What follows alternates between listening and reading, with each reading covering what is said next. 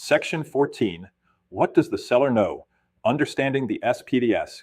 When we left Ashley in Section 11, she had received her title commitment and learned that buying a home involves much more than purchasing the physical structure she can see. Easements, CC&Rs, liens, assessments, and other recorded matters may affect ownership and use of the property. Just as Ashley begins feeling comfortable with title, another email arrives. The subject line reads, Seller's Property Disclosure Statement. Ashley opens the document, sees several pages of questions and checkboxes, and immediately calls Daniel. The seller filled this out, so does this mean I don't really need to worry about the condition of the house anymore?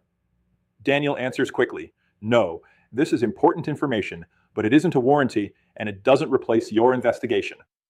That distinction is one of the most important lessons in an Arizona disclosure course. The Arizona Realtors Seller's Property Disclosure Statement, commonly called the SPDS, is designed to help a seller disclose information about the property based on the seller's knowledge.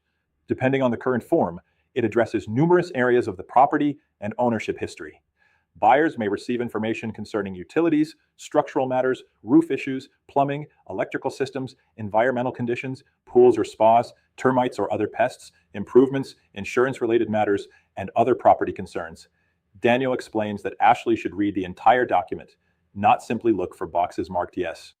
Ashley begins reading and finds an entry stating that the seller had a roof leak approximately 3 years ago and had repairs performed. She looks at Daniel and says, They fixed it, so we can ignore that now, right? Daniel shakes his head. A disclosed past problem isn't necessarily a reason to terminate a transaction, but it may identify an area deserving additional investigation. Ashley may want information concerning what happened, what repairs were made, whether documentation exists, and what her inspector observes today. Disclosure creates information. Investigation helps the buyer understand what that information means. Then Ashley notices several answers marked unknown. She becomes suspicious. How can the seller not know? Daniel explains that sellers don't necessarily have first-hand knowledge of every condition, repair, permit, boundary, system, or event affecting a property. The seller may not know what occurred before their ownership. Some components may never have been evaluated. An honest unknown can be more useful than a confident answer based on a guess. This is why the buyer cannot treat the SPDS like a guarantee that every possible defect has been identified. Here's where many agents get into trouble. The buyer asks about something on the SPDS, and the agent says, That's nothing. Every house in Arizona has that. Be careful. The agent may have just minimized information that is material to the buyer's decision. Michael reminds Daniel, Our job isn't to make disclosures disappear. Our job is to help the client understand that disclosures may require questions and investigation.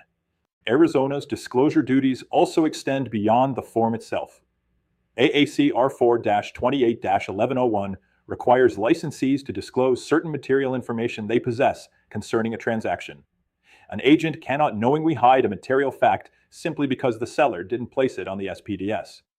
The form does not erase the licensee's independent disclosure obligations. Arizona case law provides an important foundation for this concept. In Hill v. Jones, the Arizona Court of Appeals addressed non-disclosure involving termite history in a residential transaction, and recognized that a seller may have a duty to disclose facts materially affecting the value of the property that are not readily observable and are known to the seller. The case remains an important reminder that silence can matter when someone possesses material information that should be disclosed. Let's put that into Ashley's transaction. Suppose Daniel learns from the listing agent that there was significant termite activity in the property several years ago, but the information does not appear on the SPDS. Daniel should not think, well, if the seller didn't disclose it, that's their problem. Once Daniel possesses material information, his own duties must be considered. This is where the managing broker should be involved if the agent is uncertain about the appropriate response. Ashley then asks a question that comes up in nearly every disclosure class. What about someone dying in the house? Arizona law treats certain stigmatizing facts differently.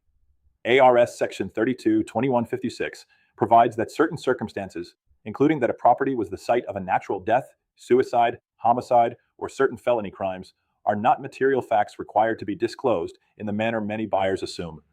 The statute also addresses other protected circumstances. Daniel should understand the law and avoid making inaccurate statements, but if a complicated disclosure question arises, involving the broker or appropriate legal resources is wise. There is another lesson here. Disclosure does not mean diagnosis. If the SPDS says there was prior water intrusion, Daniel doesn't diagnose mold. If it says there was roof repair, he doesn't certify the roof. If the seller reports electrical work, Daniel doesn't determine code compliance. The information helps Ashley decide what questions to ask and what professionals may need to investigate. Ashley spends nearly an hour reviewing the SPDS. She writes down questions about the prior roof leak, an older plumbing repair, and an entry concerning pest treatment. Daniel is pleased. This is exactly what informed buyer representation should look like. Ashley isn't panicking because a house has history. Homes have histories. She is learning how to investigate that history before deciding whether she is comfortable owning it. Daniel tells her, "The SPDS tells us what the seller says they know. Now we're going to bring in someone whose job is to look at the property itself." Ashley smiles. The inspector? Exactly. In the next section, the home inspector enters our story, and Ashley is about to learn something almost every buyer discovers. There is no such thing as a perfect house. Online discussion 1. Ashley sees that the seller disclosed a roof leak that was repaired 3 years ago. What should Daniel recommend? Answer. Daniel should not automatically treat the issue as resolved simply because a repair was reported. He should help Ashley understand that the disclosure provides information she may want to investigate further. Ashley can review available repair documentation and ask an appropriate inspector or other qualified professional to evaluate the current condition within the applicable contractual timeframes. 2. Why shouldn't Ashley treat the SPDS as a guarantee of the property's condition? Answer. The SPDS generally reflects information based on the seller's knowledge and may contain unknown answers or information limited by the seller's experience with the property. It does not replace the buyer's independent inspections, document review, research, and other due diligence. Conditions may exist that the seller does not know about or that require professional evaluation. 3. Daniel learns material information about the property that does not appear on the SPDS. Can he simply ignore it because the seller completed the disclosure form? Answer. No.